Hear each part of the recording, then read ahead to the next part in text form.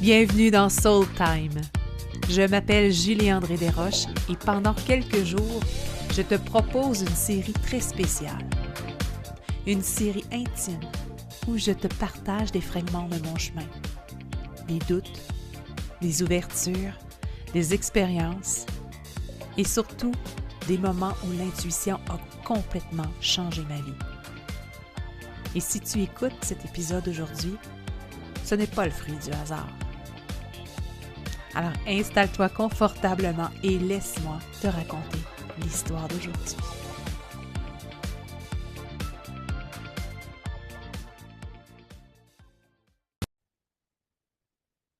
Bonjour à toi, je suis bien heureuse de te retrouver à ce deuxième épisode de l'édition spéciale de Soul Time. Euh, Aujourd'hui, j'avais comme le goût de donner un titre à ce que j'ai à te raconter. C'est comme pendant longtemps, j'ai cru que j'avais un problème. Sérieux. Effectivement. Pendant longtemps, j'ai cru que j'avais un problème psychologique. Parce que tu peux dire, oh mon Dieu, mais je comprends pas, tu as toujours trempé dans l'énergie lorsque tu étais enfant. Avec tes parents, c'était ouvert, il n'y avait pas de problème, tout semblait couler comme de soi, que c'était normal de voir, de sentir et d'entendre des choses. Oui, effectivement. Mais lorsque j'ai tout fermé, lorsque j'ai dit c'est fini, on ne touche plus à rien, j'avais peut-être à peu près 12 ans, c'était trop pour moi. Et bon, il est arrivé, je vais te raconter peut-être à un moment donné, un jour, mais quelque chose de vraiment très désagréable. Et j'ai eu un stress post-traumatique. Et puis, ben, on s'est entendu avec les parents que, tu sais, mes parents se sont entendus qu'ils n'allaient plus jamais aborder ce sujet-là, parler de ça ou quoi que ce soit. Ils ont continué à pratiquer la méditation transcendantale, à faire des lectures, à évoluer à travers leur monde et tout ça. Mais moi, on ne m'impliquait plus. Donc, c'est pour ça que lorsque j'ai commencé à ressentir, à voir et entendre des choses, ben, je ne pensais pas nécessairement me tourner vers mes parents. C'était comme un évitement. Je voulais pas aller là. De peur d'avoir des vraies réponses, peut-être, ou pas. Je savais qu'elle allait m'accueillir là-dedans, mais je voulais quand même faire mon propre chemin à travers ça. J'étais très intervenante sociale, je travaillais avec des adolescents, des jeunes adultes aussi, et des adultes. Oui, oui, bien sûr. Travailler en employabilité. Et puis, le temps avançait, puis de plus en plus, et j'avais des sensations, tu sais, dans l'intervention, de un à un, et j'avais des informations qui me venaient. Et quand j'ai commencé à sonner la sonnette d'alarme de plus en plus, c'est que c'était de plus en plus intense. Donc, j'aimais de moins en moins mon travail, ne pas parce que j'aimais pas travailler avec les humains, mais l'encadrement qui allait avec mon travail ne correspondait plus pour moi. Et en même temps, je voyais de plus en plus des choses.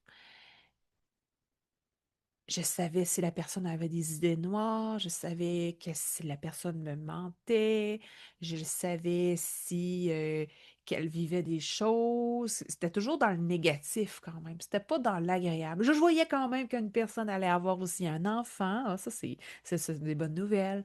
Mais quand un client rentrait dans mon bureau, là, j'avais comme un descriptif de ce qu'il vivait à côté de ce qu'il me racontait.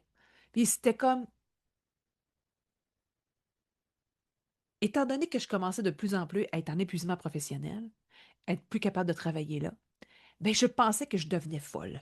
Je pensais que j'étais plus capable puis que je me faisais des histoires. Je pensais que j'étais rendue une mauvaise intervenante et que je devenais, je portais des jugements sur les personnes qui entraient dans mon bureau. Et puis, je me suis retirée. Je me suis retirée du travail pendant un certain temps. J'étais allée en congé maladie parce que ça ne pouvait plus être. Donc, là, à ce moment-là, c'est un peu fermé. J'avais plus de contact avec personne et quoi que ce soit. Fait que là, dans ma tête, j'étais. un peu folle. Je n'étais pas correcte, je n'étais pas bien. J'avais vraiment peur quand même aussi du regard des autres. Et lorsque j'ai recommencé à travailler, j'ai changé d'endroit, j'ai travaillé en milieu scolaire. Et puis là, ben, à travers cet arrêt de travail-là, j'ai beaucoup pris soin de moi. Je me suis reconnectée énormément à la terre. J'ai fait un méga gros jardin. C'était mes médicaments que j'ai pris. J'ai fait. J'ai pas pris de médicaments, ce que je veux dire. Mon médicament, c'était de faire ce méga grand jardin-là. J'ai aussi commencé à pratiquer le yoga, pratiquer la méditation. J'ai été initiée au Reiki aussi. Wow, oui, effectivement. Et là, tout a changé pour moi. Mais encore là, même si on m'a confirmé que oui, je voyais, je sentais des choses, j'ai toujours pensé que c'était dans ma tête, que j'étais peut-être folle, que je me faisais des scénarios, que je me prenais pour un autre. Et ça, c'était pas la chose que je voulais. S'il y a une chose que je ne veux pas, c'est de me prendre pour une autre personne. C'est de prendre la place de d'autres personnes aussi. Et lorsque il y avait des conversations dans la salle des enseignants où ce qu'on parlait de spiritualité, de choses, de fantômes et tout ça, là, j'avais quelque chose qui vibrait à l'intérieur de moi. Puis là, qui faisait mal, là. Puis là, on me demandait c'était quoi mon avis là-dessus. Puis là, il y avait un besoin de nommer que je voyais, puis je sentais des choses, mais j'avais tellement peur. Mais tellement peur du regard des autres, puis qu'est-ce qu'elle allait dire, puis comment qu'elle allait le recevoir. J'avais tellement mal que je ne parlais pas. Je parlais très peu. J'étais renfermée. Je devenais introvertie de plus en plus.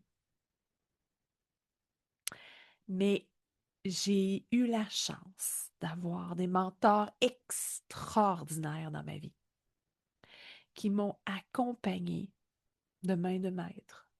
Puis tu sais, un mentor est là pour toi, est là pour te dire oui, c'est vrai, non, ça n'a pas d'allure, ou te challenger, t'amener dans d'autres endroits.